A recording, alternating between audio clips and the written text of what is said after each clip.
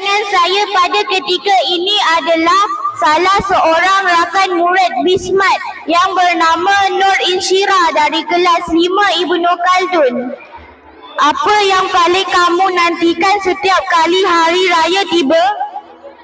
Duit raya.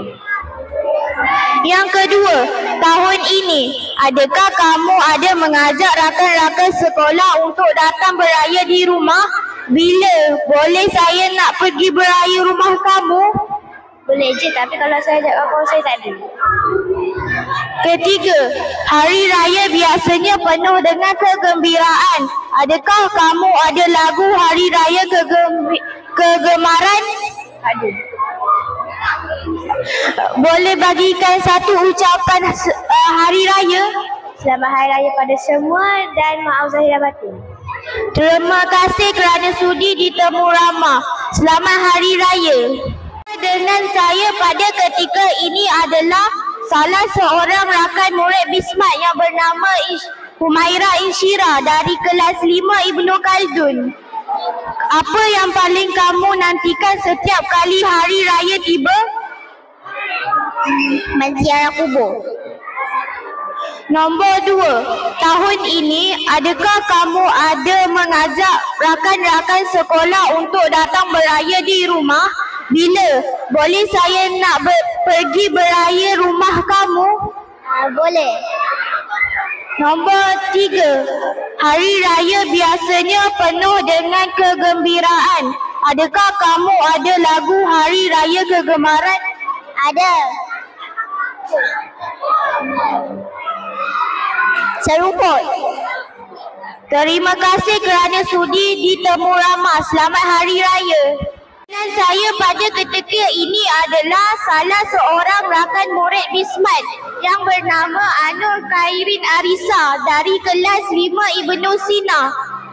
Apakah makanan tradisional yang kamu paling suka semasa Hari Raya? Kek batik. Nombor 2, adakah kamu ada baju raya baru tahun ini? Ceritakan sedikit tentang baju raya kamu. Saya ada baju raya yang berwarna purple untuk raya yang kedua. Yang ketiga, apa yang paling kamu nantikan setiap kali hari raya tiba? Beraya di rumah saudara mara. Terima kasih. Dengan saya pada ketika ini adalah salah seorang rakan murid Bismat yang bernama Alisha Hazira dari kelas 5 Ibnu Sina. Apa yang paling kamu nantikan setiap kali hari raya tiba?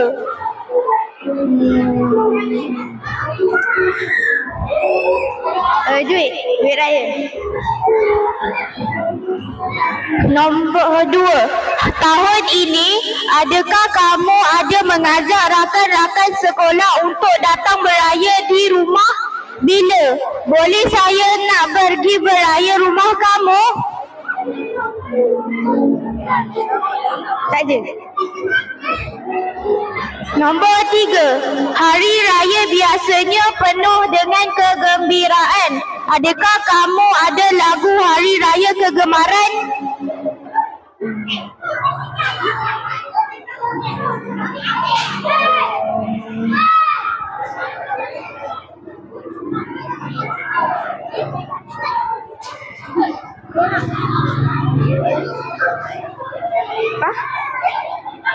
Lagu kegemaran.